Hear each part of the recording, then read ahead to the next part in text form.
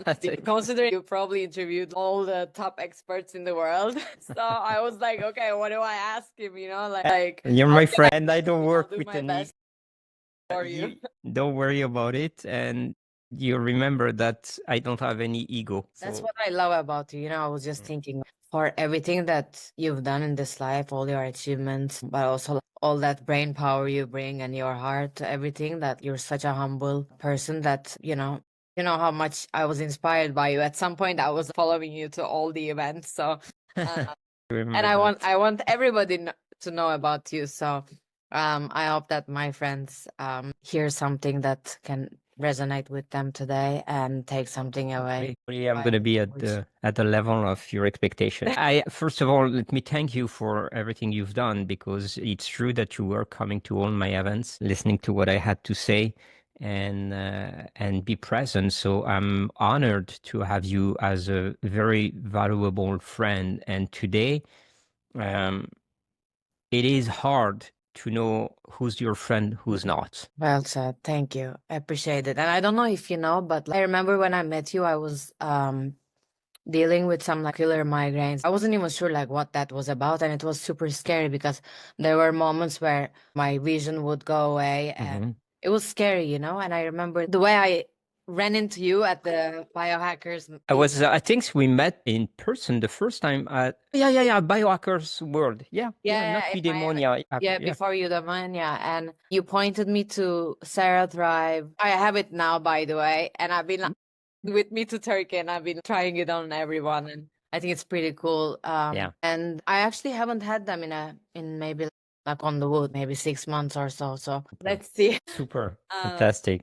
Yeah, well, Yeah. I think my opinion on that was, like, as I told you before, I think that you were going through some stress as well, and stress doesn't help for sure. Never helps. And I think No. also partially was like maybe like hormonal changes. And so I actually want to ask you about that. I guess I'll just dive in. Hormones and brain, they're connected, no? Like I want to Yeah. hormones are so smart. Even if you want to fake them, somehow there's a weird connection between the brain and with your environment and all the emotions and all. Yeah.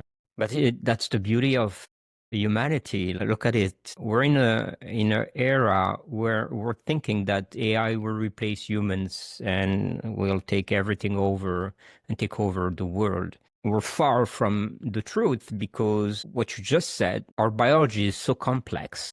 It's really complex. Each freaking molecules that get into our body can change the paradigm of your life, and has over 16,000 different reactions. So it's not by getting one more supplement, one more peptide, one more thing. It's just like you have to think about our biology as a so complex system that even like the dream of reversing age, it's kind of a dream as well, because let's pretend you know what triggers senescence of the cells or telomeres reduction or some things like that that are related to longevity. You will never pinpoint on the overall aspect of each and every sequence and consequence of doing that, changing the trigger, for example. So living eternally is a dream. Living 220 is a possibility. And it's normally what we should do, because we're designed for that. Now, the hormones are part of our system. And it's true that the balance of hormones is like the balance of your minerals. It's like the balance of your serotonin, of your adrenaline, of everything that is in your blood, including blood cells. So we are in the quest of what we call hormesis, like this balance of everything in perfect equilibrium. Nature has made us very complex as well.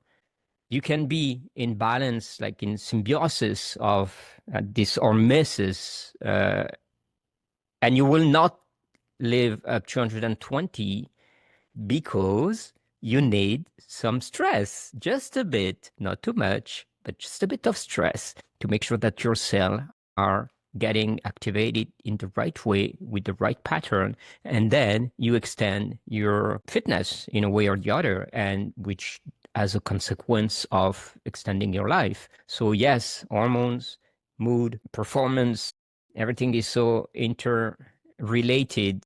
And this is what makes us so beautiful. I love that. And I mean, it's a little bit difficult today. The modern life is so stressful, and That's exactly it. Everything we see in life is a question of perception, and the perception is a question of referential. So when you say life is stressful, or the life we live in, the economy we live in, the social aspect we live in, is complex and it's difficult and it's stressful. Well, step back for a minute. So you're saying those things are our excuses, basically. Yeah.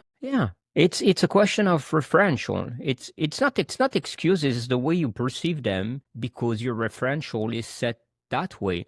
But if you step back for a minute, you change your referential and you realize that no, it's not that complex, it's not that stressful. It's the way you take it that makes it stressful. Is it about brain optimization? What you're just saying, is it part of brain optimization? I think it's yes.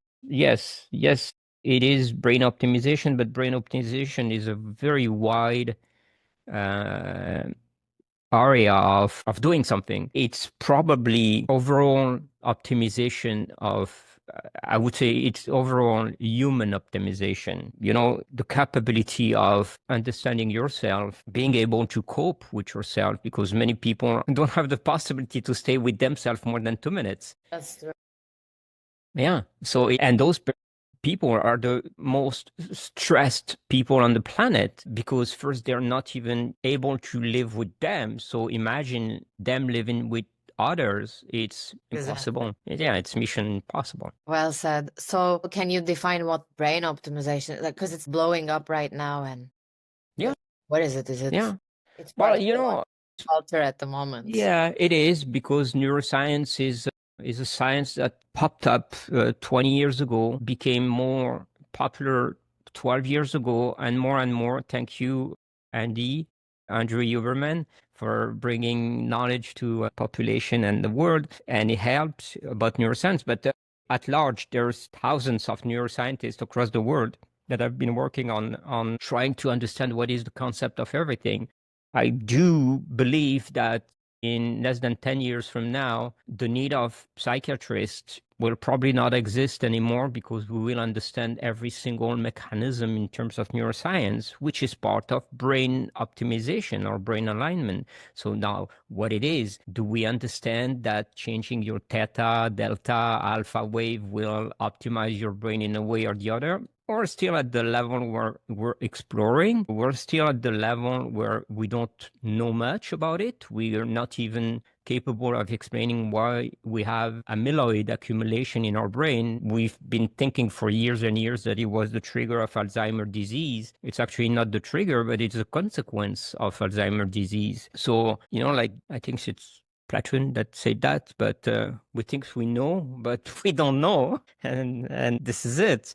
We never know, and this is what I do love in the science field, is like everything is always questionable. Making it questionable make the world even better, because what is true, right? What is true today may not be true tomorrow, because we've made new discoveries. So everybody's fighting and say, "Oh, you should take this molecule, this supplement," and you should go carnivore, you should go keto. Exactly. Bullshit. Thank you very much. So I actually wanted to ask you, since obviously you are also a neuroscientist, you built a whole world around what it means to live longer and better, and obviously with most recently, I mean, not so recently, maybe now, with Biohackers Magazine, now Lifespanning, you sold biotech companies, you've written books, and you still managed to show up with that signature mix of, curiosity and depth and humor and all that. And for example, like when you spoke with those top experts, like, have you noticed any contradictions or like, surprising patterns or like BS? Yeah. You know what? Actually, great question. Look, most of these influential people, I'm not calling them influencers, okay? Because I think they are influential more than influencers. Talking about Peter Diamandis or Brian Johnson or Dave Asprey or Ben Greenfield, these guys have an influence that is way beyond social media. But look at the truth behind it. They are storytellers. So they start with a story that is designed by a marketing group, and you've been in marketing, so you know what I'm talking about. Yeah. You design and you craft a nice storytelling. You repeat it so many times to yourself that you finally Believe in it. start to believe in it, and then you keep bullshitting the same thing again and again and again and again, that you are convinced that you're telling the truth. But I'm pretty sure when you go to bed at night and you think about your day, you realize that it's all fake, it's all off. It's like you're fighting for something that you're probably not even convinced that it works. And I've seen these guys, and I named few of them before, making marketing around certain product without even testing it or without even liking it, just because of the money. So this is the pity of our world today. Everything is driven by money. I do realize, and I have realized in my life that because I've been an entrepreneur, I've been chasing money. Well, it's not the goal of life. Far away from there. The goal of life is like freedom. Yeah.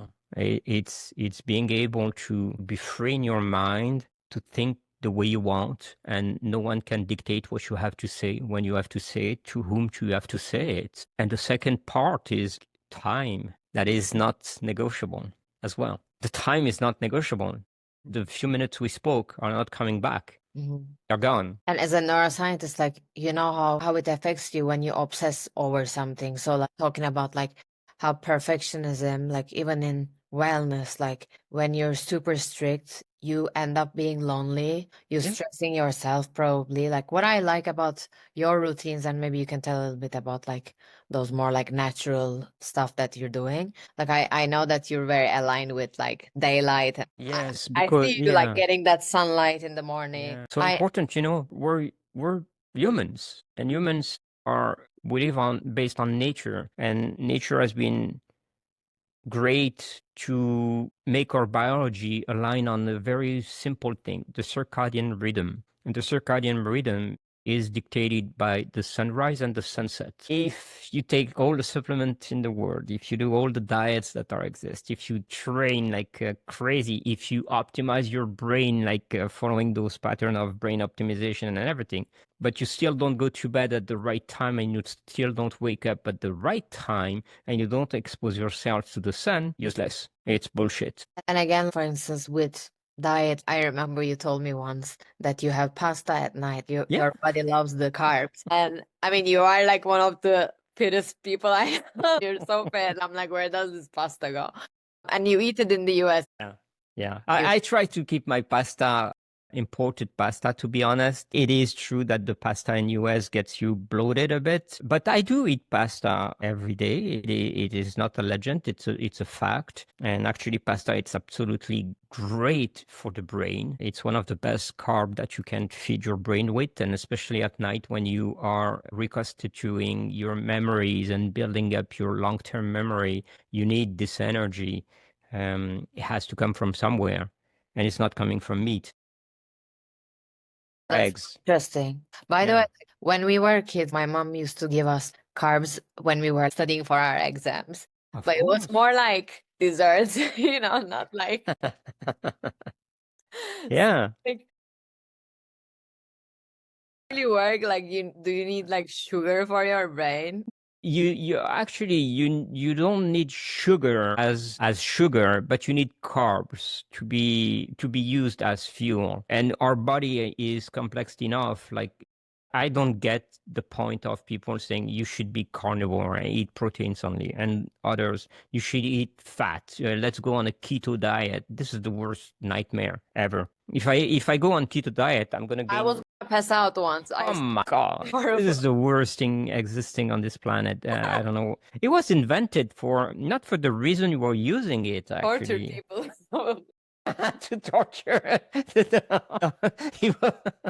It was, it was invented to actually cure some people that had brain issues and trouble and psychopathology. Yeah, that was the purpose of keto diet.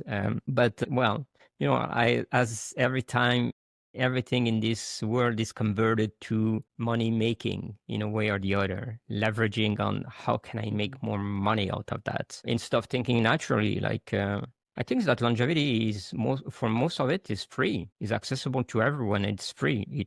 You don't have to pay to live longer. You just have to act the proper way. What are like those top 3 or 4 things for Well, the top one is sleep. Yeah, top one, sleep. you that Sleep never is, yeah, it's super important. Like if you don't sleep, you know that if you lose one night of sleep, your brain can be damaged temporary, but damaged permanently for a certain percentage. be partying at night? You should be I partying. used to party, I've been into this party, but today is just like even traveling to Europe for me is a struggle because like jet lag and no sleep and all these things. So of course we have only one life. You cannot be like Brian Johnson going to bed at 5 p.m. He has no life, unfortunately for him. You know, It's meal apparently at 11 p.m. Yeah, a.m. Yeah. I don't know. Yeah, I don't know if he's showing the right example of the extreme behaviors to He also knows. obsessed to live longer, where probably, this is the funny thing in our society today. I've been in this biohacking industry for over 20 years, among the pioneer. And I've seen this biohacking industry going really nowhere. It became a cult today, and each cult has his own guru. Dave Asprey was one for a long time. Now he's kind of has been. Brian Johnson was the second in the past 3 years, but now he's on the cliff and he's falling down very fast because psychologically he thinks he's not made for that. He doesn't sustain that pressure that he's getting. And others have been trying to get that spot and they never got it because they are obsessed by their own. And look at Timu Arena, he's a friend of mine and doing the summit in Amsterdam every year successful. It was one of the best biohacker. Today is one of the most anti biohacking ever. And it's funny because, Kansu, let's be straightforward. Look at these guys. Do they look good? None of them look great. They look smashed. Some of them particularly are declining. You can see, I don't know names, but yeah. Well, look at Dave. Dave in the last 3 years doesn't look good. Brian Johnson had a ramp up. He looks much older. Oh my God, yeah. Yeah, so that's it. I'm pretty much the only one looking good. Exactly. So tell us the 3 secrets. You said sleep. What's the other 2? Yeah, sleep, nutrition, exercise are like non-negotiable because they're part of everything you do to be at the optimal level. Of course, everything you eat fuels your body, so it is important to pay attention to what you put into your body. Like everybody goes to a doctor and get a pill trying to fix a problem. It's a chemical that you ingest, but they don't think that the sandwich or the McDonald's is also a combination of chemicals that you ingest. Same thing. So your food should be your medicine, or actually you're not sick. So your food should be your fuel to be at the optimum level you can be. And I remember like it's also the food you take when you were a kid. Somehow it's wired in the brain, and then when you grow up, your body for example, I live in Miami, but then when I come to this part of the world back home, I don't know, I immediately feel like I eat a lot more and I'll lose weight. It's crazy. Yeah, not the same because, well, first is the expression of your genes and your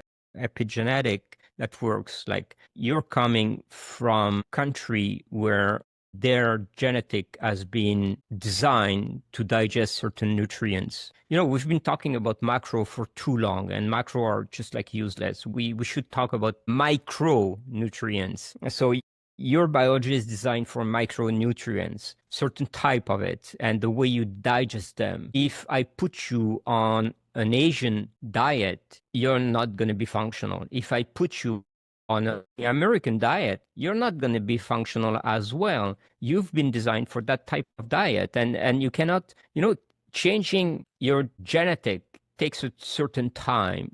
adaptation and so on. So of course you feel better when you're there. You lose weight and you don't gain weight because you've been designed for that. And we're trying to universalize the way we eat. We should not. We should absolutely not.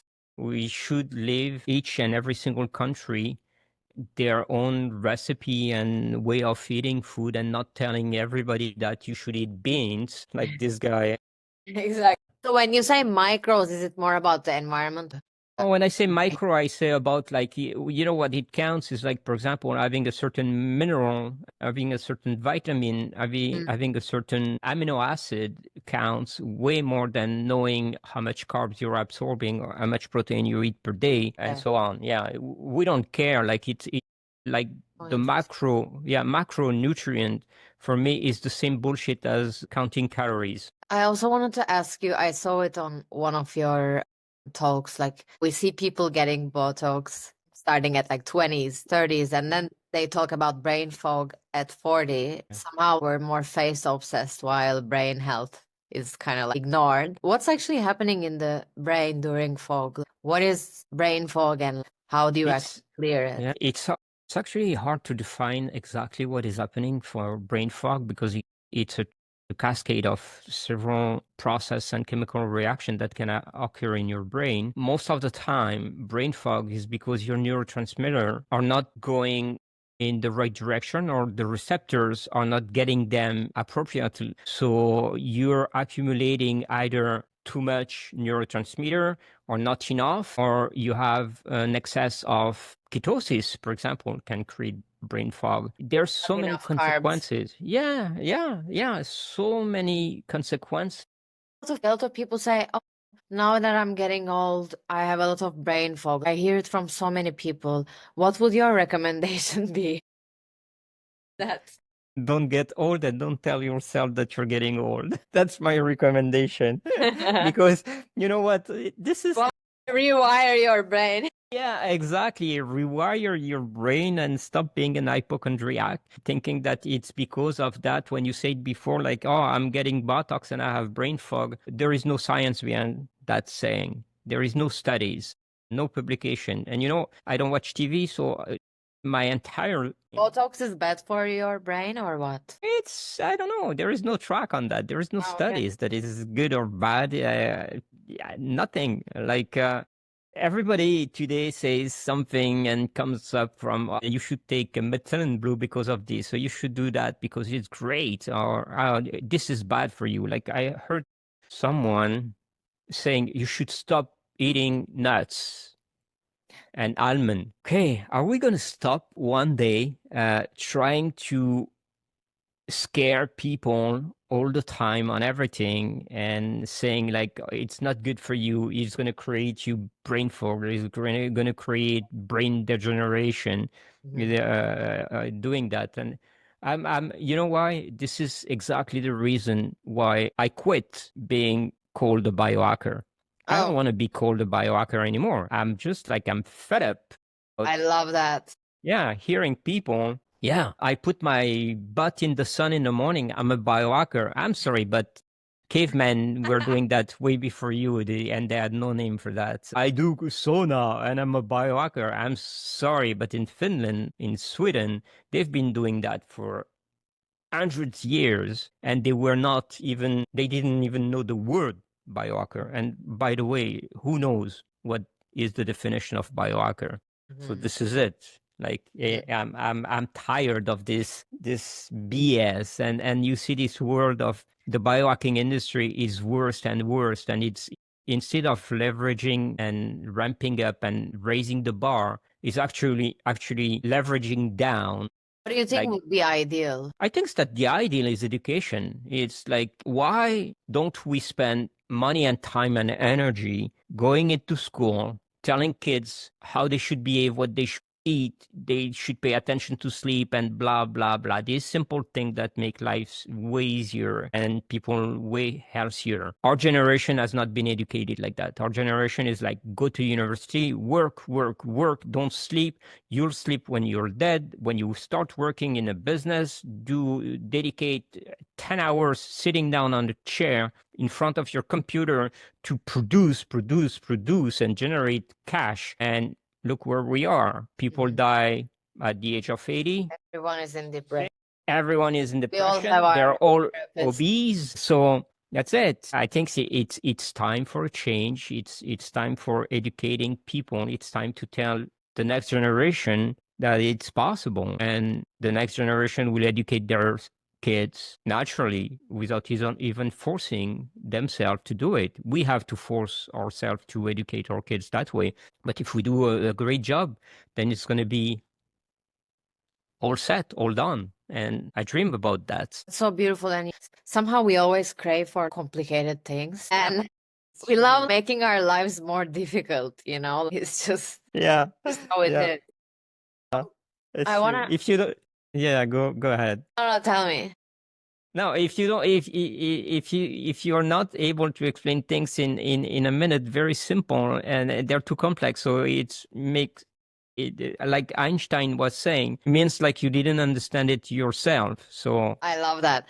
And so what I'm hearing from you, just to reframe, is that you're saying those, as it relates to brain optimization, first of all, because that's mainly our field, and then you have so much more. But on the brain side, you're saying that it's not really about one supplement or, you know, one device, but it's the holistic health, I guess, the whole system. Yeah, we're a complex machine, and the brain is even more complex. Look at the billions of connections we have and neurons that we have there. How could one simple pill fix a complex machine like the brain? If you just think coldly about it, it's fairly impossible. It's insignificant to say like methylene blue helps your brain optimize your brain. Come on, okay, there's plenty of reaction in our brain, billions of neurons and connections in our brain. How do you want to make sure that everything is aligned? I think you start by a natural behavior. As I said before, is having your body aligned with the circadian rhythm, with the natural element, making sure that you pay attention to those details and you hydrate it. Like brain fog comes also for lack of hydration. You don't drink enough water, you have brain fog. And people go like, oh, I'm going to take a pill because I have brain fog. But did you drink before? Did you drink your water? Yeah, that's well said. Thank you. And my last question for you, I know you're a spiritual person as well, and also just spoke about like wiring your brain. Do you think how our brain is set actually like determines how our goals kind of like pan out? If like how effective is it setting your brain up for success or for weight? Is it really important? I think it is because, you know, I'm a scientist, and for years I was a true believer that this part of setting goals and setting yourself for success was bullshit. I realized, and probably I did realize that way more in 2021, 2022, with the Nobel Prize in quantum physics, that there is a large part of the science that we haven't yet understood, and we are not ready yet to understand it. Back in 2022, actually, it was like when they got this Nobel Prize, the two French guys, on quantum physics. I went back to study Einstein again, and Einstein said very clearly, this is so complex today, quantum energy, that we're not, as human, ready to understand how it works. I don't know why, but I do truly know now that it is a true fact. Yes, you have to set yourself for success. Yes, you have to envision where you're going. You have to think positively. If you start thinking negatively, you're not building up anything. And to do that, simple thing, you have to be able to spend time with yourself. I keep repeating this, but it is truly a pity for me that people are not capable of sitting still in a place without using their phone or listening to the music or talking to somebody and they're just like always and always trying to avoid staying with themselves. Start by practicing that. You will understand that you can set yourself for everything because you see so much of the world in a new reality, a new perspective, a new referential. And this is the way that you can set yourself for success. This is such a beautiful way to end this podcast. That's it. So beautiful. Yeah. Thank you so much.